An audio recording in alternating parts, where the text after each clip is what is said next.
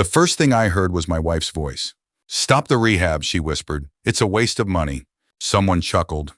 I'd know that laugh anywhere. "Ryan, my stepson. The house will be ours soon," he said.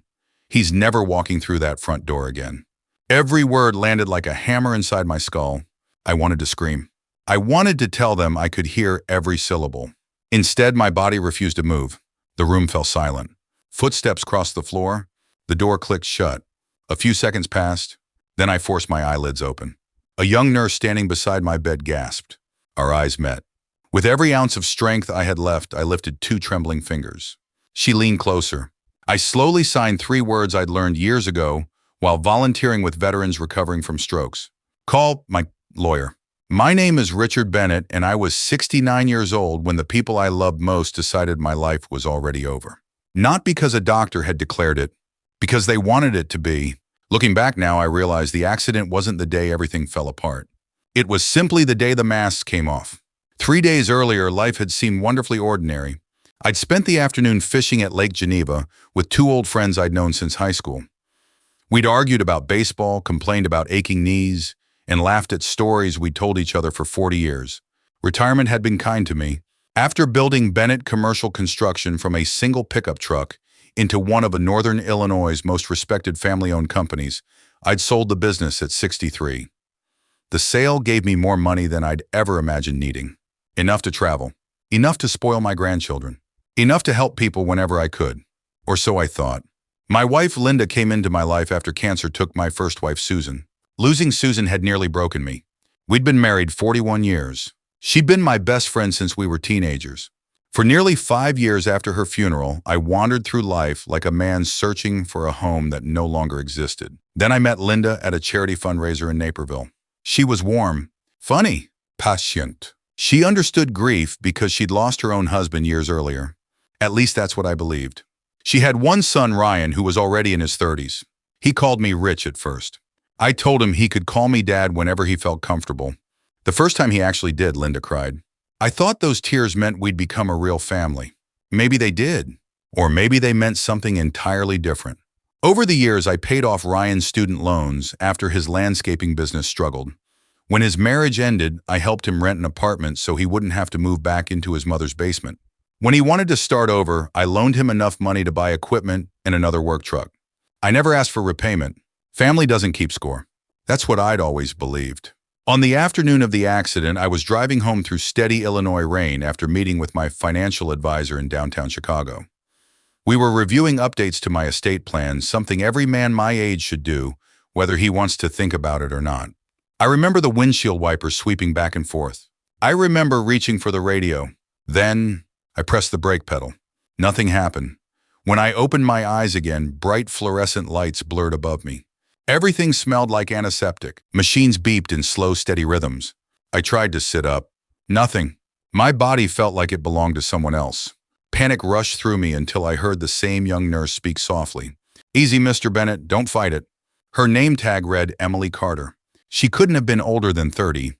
She looked relieved that my eyes were open, but when I tried to answer, no sound came out. Not even a whisper. Emily noticed immediately. "It's okay," she said gently. "You've been through major trauma." Trauma. That word barely scratched the surface. The doctors later explained that multiple broken ribs, a severe concussion and swelling around my brain had left me temporarily unable to speak. My vocal cords weren't permanently damaged, but the injury had disrupted the connection between my brain and my speech. They believed my mind was affected too. That assumption became my greatest advantage. Every morning, a neurologist would shine a light into my eyes. Richard squeezed my hand. Sometimes I could. Sometimes I couldn't. "Can you understand me?" I screamed yes inside my head. Only silence came out. The chart hanging at the foot of my bed soon carried words I'd never imagined seeing attached to my name. Limited responsiveness. Possible cognitive impairment. Further observation required. The staff spoke around me instead of to me. Most weren't being cruel. They simply believed I wasn't fully there. My family believed it too. Linda visited every afternoon wearing expensive sweaters and carefully applied makeup that never seemed to smudge no matter how much she pretended to cry. She held my hand whenever doctors were in the room. The moment they left, she'd let go. One afternoon, Ryan walked in carrying coffee for both of them. He glanced at me for barely a second. How much longer do we have to keep doing this? He muttered. Linda lowered her voice. Until the paperwork is finished. I talked to the realtor. My heart nearly stopped. The market's hot, Ryan continued. If we list the lake house before winter, we'll make a fortune. Linda looked toward my bed. I closed my eyes just enough to appear unconscious. He won't need it anymore, she whispered. I had spent 38 years paying for that house. Susan and I had picked out every stone in the fireplace ourselves. Our grandchildren had learned to fish off the dock. Every Christmas morning for 20 years had begun in that living room. To them, it was already just another piece of real estate. That night I couldn't sleep. Not because of the pain, because every memory inside that house was suddenly in danger. Emily returned for the evening shift. She adjusted my IV, then paused. You've been trying to tell us something, haven't you? I blinked. Once. Twice. She studied my face for a long moment. Instead of walking away, she pulled up a chair. I have a younger brother with cerebral palsy, she said quietly. He couldn't speak for years. We learned to communicate without words. For the first time since the accident, hope flickered inside me. She held up a laminated alphabet board. If you understand me, look at the letters. Slowly, painfully. I focused my eyes. C, L. Emily frowned. Again. L, A, W, E, E, R. She stared at me. You want a lawyer? I blinked twice. Her expression changed completely. This wasn't confusion anymore. It was concern. The next evening, she waited until Linda and Ryan left before locking the door. I made a phone call during my lunch break, she whispered. I found the attorney listed as your emergency legal contact. My pulse quickened. She reached into her pocket and placed a business card beside my hand. Harold Whitmore. The same man who had handled every legal matter for me during the past 25 years. Emily leaned closer. He's coming tomorrow. Then her voice dropped even lower. And Mr. Bennett, I don't think your accident is the only thing you should be worried about. Harold Whitmore arrived the following afternoon, carrying nothing more than a worn leather briefcase and a calm expression that hadn't changed in the 25 years I'd known him. To everyone else, he looked like another attorney checking on a client after a terrible accident. To me, he was the one man I trusted with every important decision I'd ever made. Emily met him outside my room before quietly letting him in. I'll stay by the door, she said. No interruptions. Harold stepped beside my bed and smiled. Richard, he said, I've been hoping you'd prove everyone wrong. I wanted to smile back. Instead, I blinked twice. He nodded, understanding immediately. Emily handed him the alphabet board we'd been using. Slowly, painfully, I spelled out 3 words. Don't trust Linda. Harold didn't react. Not outwardly. That was one of the reasons he'd been my attorney for so long. Nothing surprised him until the facts were in. He waited while I continued. Ryan, too. He glanced toward the closed door before leaning closer. I've already noticed a few things that don't make sense, he said quietly. My heartbeat quickened. He opened his briefcase and removed several folders. This morning, your wife asked me to prepare documents transferring financial authority to her. I closed my eyes. Of course she had. She insisted you would never be mentally competent again. Emily folded her arms. That's a bold assumption after only a few days. Harold gave a faint smile. It would have been. He looked directly at me. If Richard Bennett hadn't prepared for exactly this possibility years ago. Emily frowned. What do you mean? Harold rested one hand on the foot of my bed. About 8 years ago, Richard updated every part of his estate plan. I remembered the conversation perfectly. It had happened after one of my closest friends suffered a massive stroke. His children had spent nearly 2 years fighting each other in court over guardianship. Watching that family tear itself apart convinced me never to leave my own affairs vulnerable to confusion or greed. Harold continued. Richard created what's called an incapacity protection trust. Emily listened carefully. No one, not even a spouse, can take control of his major assets simply because he's hospitalized. He turned another page. Before anyone can sell his home, move investments, or change ownership of property, 3 separate conditions must be met. I already knew them by heart.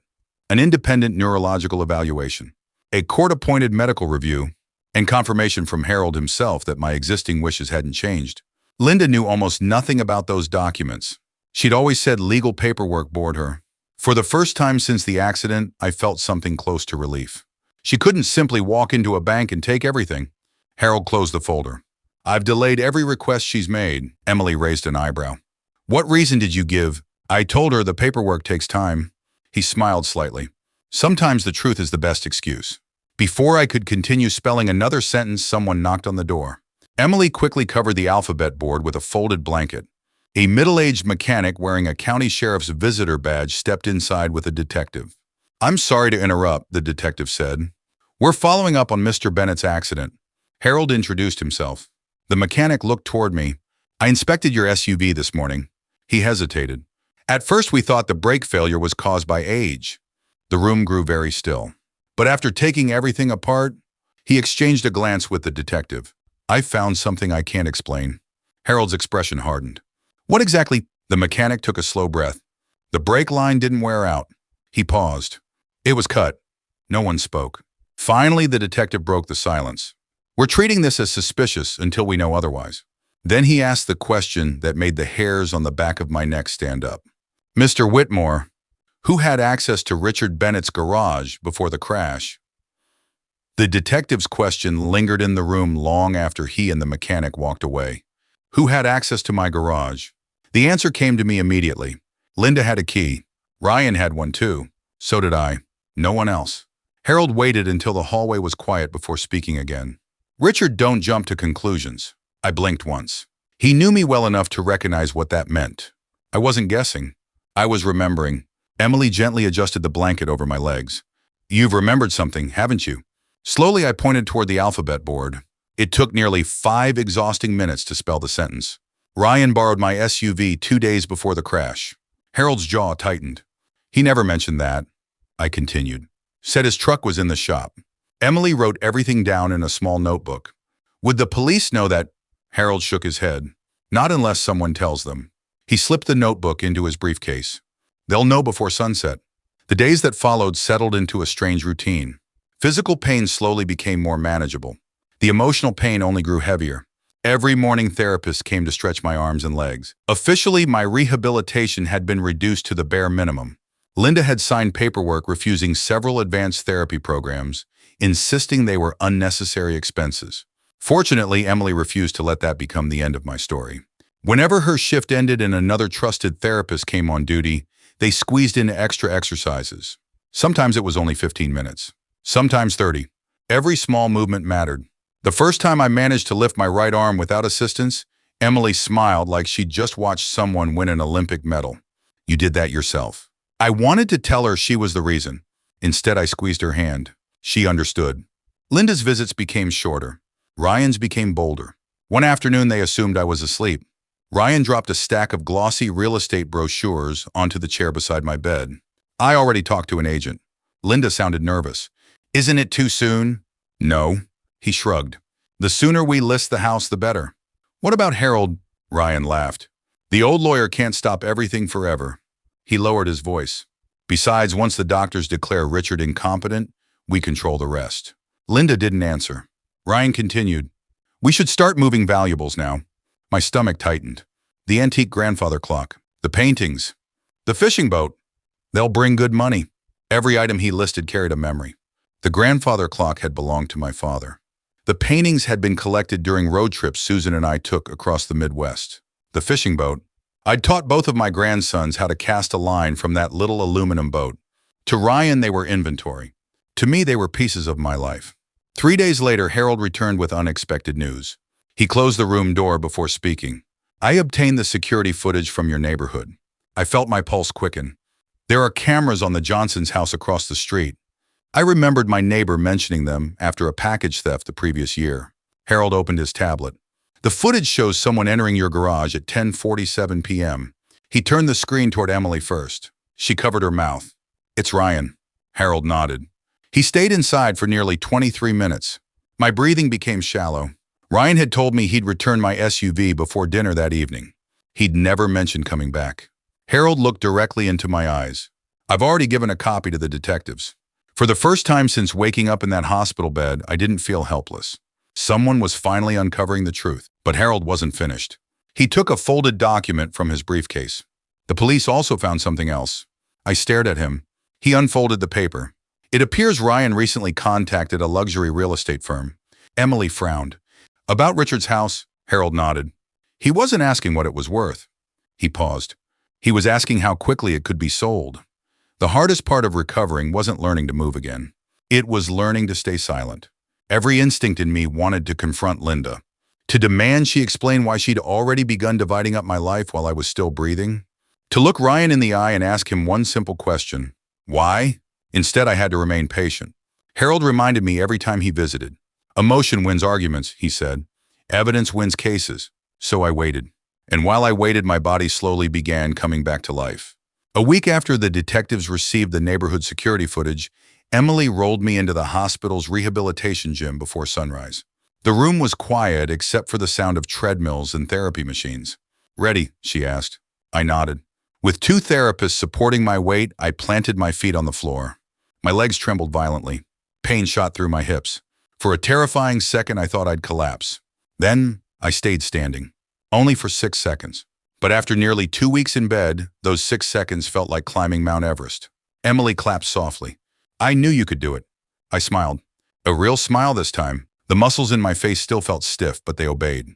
It was the first genuine expression I'd made since the accident. That afternoon, Harold arrived carrying another folder. I have good news. He placed photographs on the bedside table. The forensic lab finished examining your SUV. I studied the pictures. The damaged brake line, metal fittings, grease-covered tools. Harold tapped one photograph. The cut wasn't caused by corrosion. He paused. It was made with a sharp tool. Emily frowned. So someone definitely tampered with it. The evidence strongly suggests that. He chose his words carefully. But proving who did it is a different matter. I understood. Suspicion wasn't enough. A jury needed proof, Harold continued. The detectives questioned Ryan yesterday. I raised an eyebrow. He admitted borrowing your SUV. That wasn't surprising. What surprised them was his explanation. Harold opened his notebook. He claimed he only wanted to replace your windshield wipers as a favor. Even Emily looked unconvinced. At 10:40 at night, she asked. Harold gave a small shrug. The detectives had the same reaction. Over the next several days, something inside Linda began to change. She stopped pretending. She no longer held my hand when visitors were around. She rarely looked at me. Instead, she spent most of her visits scrolling through her phone. One afternoon, she sighed loudly. I don't know how much longer I can keep doing this. Ryan barely looked up. The doctor said recovery could take years. I didn't sign up for this. Neither of them realized my hearing had never been affected. Every word found its mark. That evening after they left, Emily quietly sat beside my bed. Can I ask you something? I blinked. Were there warning signs before the accident? I stared at the ceiling. There had been. I'd simply chosen not to see them. Ryan constantly needed money. Linda had become strangely interested in my investments during the past year. She'd started asking questions she'd never cared about before. How much was the lake house worth? Which accounts had beneficiaries? Where was my will kept? I'd answered everything. Not because I was careless. Because I believed trust was the foundation of marriage. Emily seemed to read my thoughts. When people betray us, she said softly, we usually blame ourselves. She shook her head. The betrayal belongs to them. Those words stayed with me long after she left the room. 2 mornings later, I faced the biggest test since waking up. A neurologist arrived with 3 specialists for my official cognitive evaluation. Linda insisted on attending. She sat confidently beside the bed, smiling at every doctor. I'm just worried about my husband, she said. I almost believed her. The lead neurologist looked at me. Mr. Bennett, we're going to see how much you've recovered. Across the room, I noticed Harold quietly taking a seat. He gave me the slightest nod. It was time. Not to reveal everything. Just enough. The neurologist smiled politely as he pulled a chair beside my bed. Good morning, Mr. Bennett. I looked directly at him. For the first time since the accident, I didn't pretend to drift in and out of awareness. I wanted him to see that I was fully present. He noticed, so let's start with something simple. He held up 3 fingers. Can you tell me how many fingers I'm holding up? I slowly raised my own hand. 3 fingers. The doctor nodded. Excellent. Linda shifted uncomfortably in her chair. I caught it from the corner of my eye. For nearly 3 weeks, she'd been telling everyone I barely recognized people. Now the doctors were seeing something very different. The neurologist continued. Mr. Bennett, I'm going to ask you a few yes or no questions. I blinked once for yes, twice for no. Is your name Richard Bennett? 1 blink. Do you know where you are? 1 blink. Do you recognize your wife? I turned toward Linda. For a brief second, our eyes met. 1 blink. She forced a relieved smile. See, she said quickly, he knows me. The doctor held up his hand. Please, Mrs. Bennett, let him answer without interruption. She leaned back, clearly irritated. The questions became harder. The current year, the president, my birthday.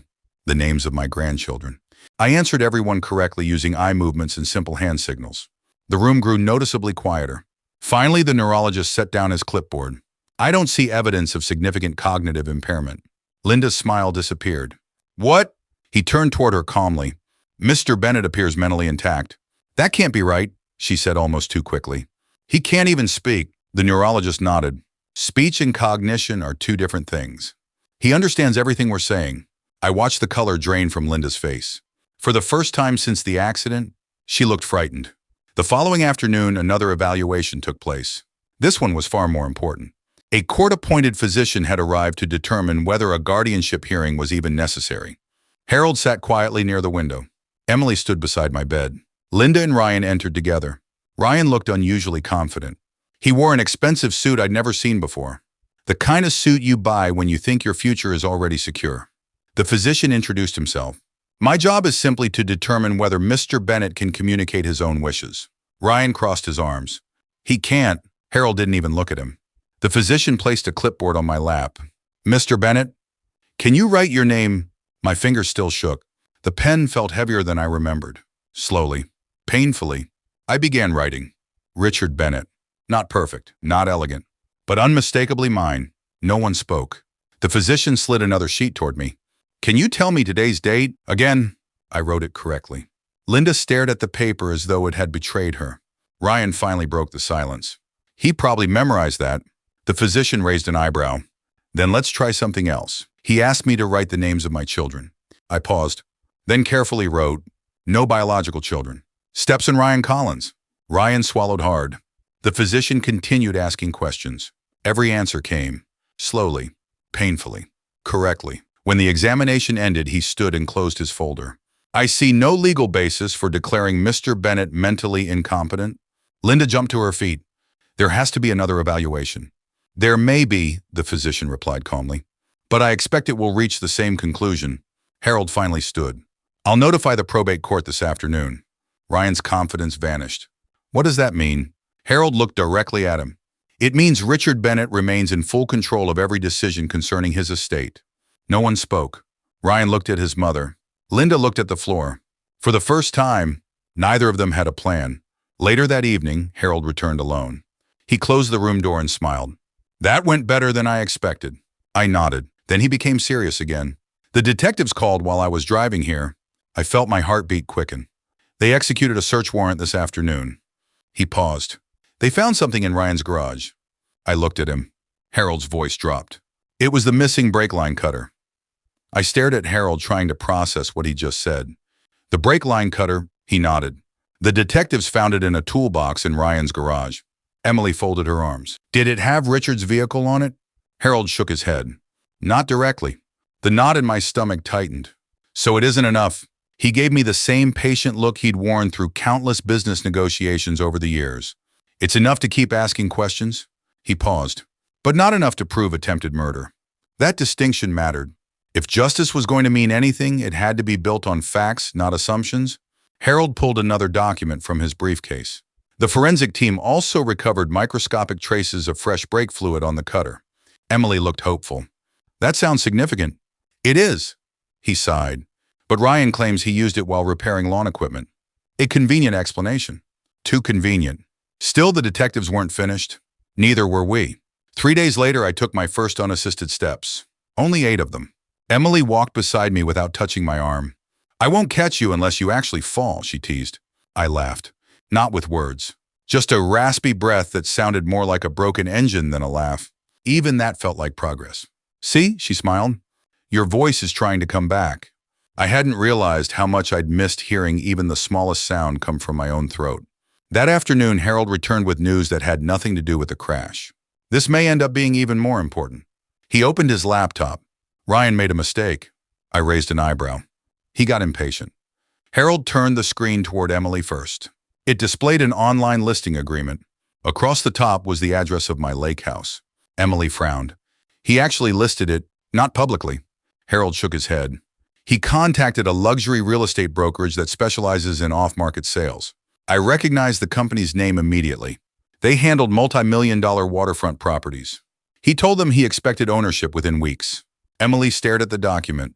How could he promise that? He assumed the guardianship hearing would go his way. Harold scrolled farther down. What's worse, he described the house as an inherited property. Inherited. The word hit harder than I expected. I wasn't dead. Yet Ryan had already rewritten reality. The detectives moved quickly after receiving the listing agreement. Within 48 hours, they subpoenaed Ryan's emails. What they found painted an ugly picture. He had exchanged dozens of messages with the real estate agent. One caught everyone's attention. My stepdad won't be in the picture much longer. Let's get everything ready now. Harold looked at me carefully. The wording is troubling. Emily whispered, "That's horrifying." I closed my eyes. Not because I was angry, because I remembered the little boy Ryan had once been. After his father died, he'd cried himself to sleep for weeks. I was the one who taught him to ride a bike. The one who sat through little league games in the summer heat. The one who helped him practice job interviews after college. Somewhere along the way, money had become more important than family. Linda visited later that evening. For the first time, Ryan wasn't with her. She looked exhausted, older. She stood beside my bed for nearly a minute before speaking. "I need you to understand something." Her voice trembled. "I never wanted anyone to get hurt." I simply looked at her. She took a shaky breath. Ryan has always been impulsive. There it was. Not an apology, an explanation. Maybe even the beginning of blame. I thought he was just trying to protect our future. She wiped away a tear. I didn't know how far he'd gone. I wanted to believe her. Part of me still did. Another part remembered the words I'd heard while lying helpless in that hospital bed. "Stop the rehab, it's a waste of money." Those words hadn't come from Ryan. They had come from her. Before either of us could say anything else, there was another knock at the door. Two detectives stepped inside. One looked directly at Linda. "Mrs. Bennett, we need to ask you a few questions about several recent bank transfers." The color disappeared from her face. "What bank transfers?" The detective opened a folder. "The ones made from your husband's personal accounts." Linda looked toward me. For the first time since the accident, she seemed to realize I wasn't the helpless man she left behind. I was the only person in the room who knew exactly what she'd done. 2 weeks later, I walked into the DuPage County Courthouse with a cane in one hand and Harold beside me. Every step still hurt. Every breath reminded me that broken ribs don't heal overnight. But I walked through those front doors under my own power. That mattered. When the courtroom doors opened, conversation stopped. Ryan was the first to see me. The confidence he'd worn for weeks vanished. You're walking." I met his eyes but said nothing. My voice was still weak and I had no intention of wasting it. "Not today. Today belonged to the truth." Linda looked even more stunned. She had expected to wheel me into court. Instead, I walked to my seat, sat down without assistance, and folded my hands on the table. The judge entered. Everyone rose. Even I managed to stand, barely. But I stood. The hearing wasn't about divorce. It wasn't even about money. It was about whether anyone had the legal right to control my life. Harold spoke first. "Your Honor, my client has recovered both mentally and physically to the point where he is fully capable of making his own financial and medical decisions." The judge nodded. "I've reviewed the neurological evaluations." She looked toward me. "Mr. Bennett, do you wish to continue managing your own affairs?" For the first time since the crash, I spoke.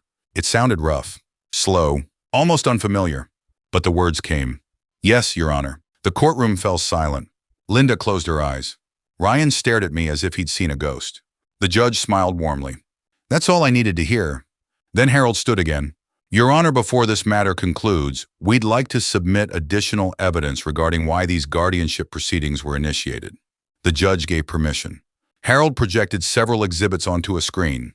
First came the neighborhood security footage. Ryan entering my garage. Ryan leaving 23 minutes later. Then came the emails discussing the sale of my lake house. The listing agreement. The message that read, "My stepdad won't be in the picture much longer." A quiet murmur spread through the courtroom. Ryan shifted nervously in his chair.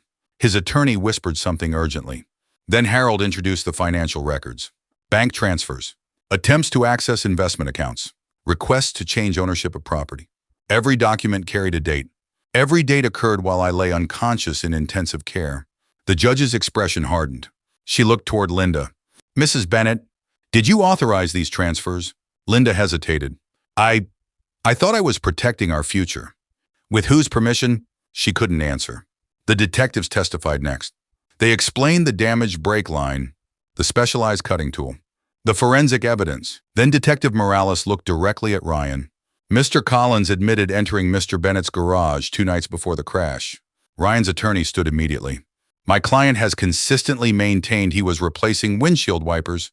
Detective Morales nodded. He did. The attorney looked relieved. Then the detective continued. He also admitted removing the vehicle's front wheel. Ryan's head snapped toward the detective. I never said. The detective calmly opened a transcript. You did. He read Ryan's exact words from the recorded interview. Ryan buried his face in his hands. During a recess, Linda slowly walked toward me. She looked nothing like the confident woman I'd married. Her shoulders were slumped. Her makeup couldn't hide the sleepless nights. Richard, her voice cracked. I'm so sorry. I studied her face. For years, I'd believed I could always tell when she was sincere. Now, I wasn't sure. I never wanted this. I answered quietly. You wanted the money. Tears filled her eyes. I was scared. Of what? She looked down, losing everything. I shook my head. You already did. Not because of the court, not because of the investigation. Because somewhere along the way, she traded loyalty for security. And by chasing both, she'd lost them. That afternoon, the judge delivered her ruling. The petition for guardianship is denied. She looked directly at me. Mr. Bennett retains full legal authority over all personal, financial, and medical decisions. Then she turned toward Linda and Ryan. As for the remaining matters, she glanced at the detectives. I understand the criminal investigation will proceed separately. The hearing was over, but the real consequences were only beginning. 3 days after the hearing, I left the rehabilitation hospital. Not in a wheelchair, not on a stretcher. I walked through the front entrance with a cane in one hand and Emily walking beside me, not because I needed her to hold me up, but because neither of us was quite ready to say goodbye. The summer air felt different, cleaner. For nearly 6 weeks, I'd stared at hospital ceilings, listened to heart monitors, and watched life pass through a window. Now I could finally hear birds again. Traffic. Children laughing in a nearby park. Ordinary sounds. I'd never appreciated them more. Emily smiled. You've come a long way. I looked at her and managed a sentence that still sounded rough, but was becoming easier every day. I couldn't have done it without you. Her eyes watered. You did the hard part, Richard. No, I said, shaking my head. You believed before anyone else did. She hugged me carefully, mindful of my healing ribs. I just listened. Sometimes I thought listening saves lives. Harold drove me to a temporary apartment he'd rented while the police finished processing my lake house. As we unpacked a few bags, he handed me a thick folder. These need your signature. I sat at the kitchen table. The same kind of oak table Susan and I had once shared meals around, only this one belonged to someone else. Inside the folder were revised estate documents, my will, my trust, powers of attorney. Everything had been updated. Harold pointed to one section. I removed Linda as your primary beneficiary. I nodded. Ryan receives nothing. Again, I nodded. There was no satisfaction in it, only necessity. What about your charitable plan? Harold asked. I smiled faintly. Keep them. Long before the accident, I'd planned to leave part of my estate to organizations that help stroke survivors and injured veterans rebuild their lives. That dream hadn't changed. If anything, it mattered more now. Then I turned to another page. I'd like to establish college scholarships. Harold looked up. For whom? My grandchildren. He raised an eyebrow. Even after everything, I looked out the apartment window before answering. They didn't betray me. Their parents did. Children shouldn't inherit the consequences of adults' greed. Harold smiled. I was hoping you'd say that. The criminal investigation continued moving forward. Ryan was formally charged with felony criminal damage to property insurance fraud and financial exploitation of a vulnerable adult. The prosecutor explained that proving he intended to kill me would be difficult, but the evidence clearly showed deliberate tampering and a coordinated effort to profit from my incapacity. Ryan accepted a plea agreement rather than risk a lengthy trial. Linda wasn't charged in connection with the brake line. There wasn't enough evidence to prove she knew it had been cut, but investigators uncovered unauthorized transfers from my personal accounts totaling nearly $90,000. She agreed to repay every dollar. She also accepted probation and substantial financial penalties for her role. Justice wasn't perfect. Real life rarely is, but it was honest. About a month later, Linda asked if she could see me one last time. We met in a quiet conference room at Harold's office. She looked older than I'd ever seen her. Not because of age, because regret leaves marks no mirror can hide. I don't expect forgiveness, she said. I wouldn't know where to begin asking. I listened. For once, she wasn't making excuses. I loved you, she whispered. I truly did.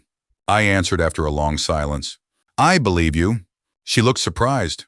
But somewhere, love stopped being enough. Tears rolled down her cheeks.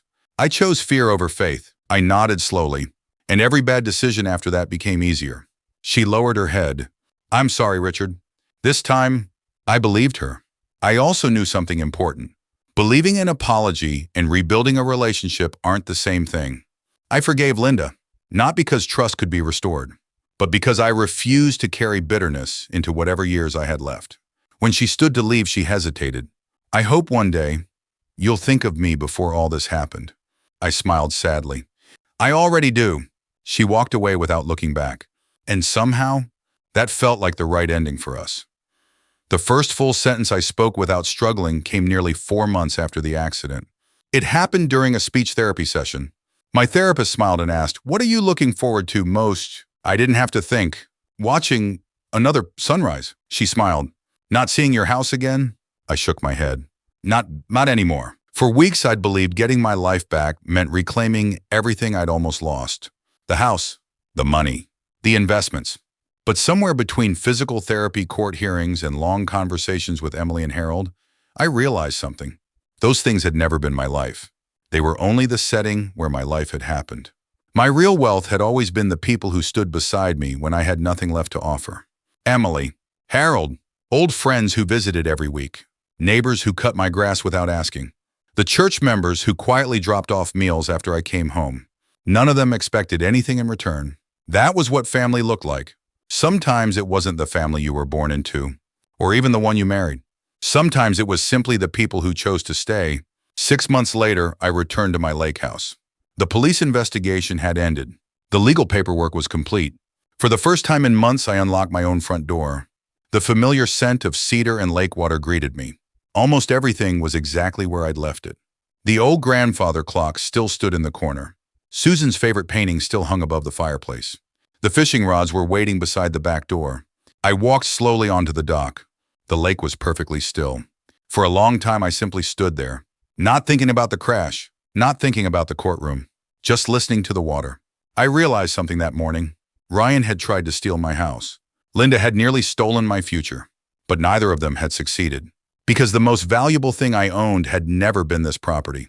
It was my ability to choose the kind of man I wanted to remain. They could take money. They could damage trust. They could even take away my voice for a while. But they couldn't decide whether I became bitter. Only I could make that choice. And I chose peace. A few weeks later, Harold and I finalized one last project. Using part of the money I'd planned to leave behind someday, we established the Susan Bennett Recovery Scholarship honoring my late wife.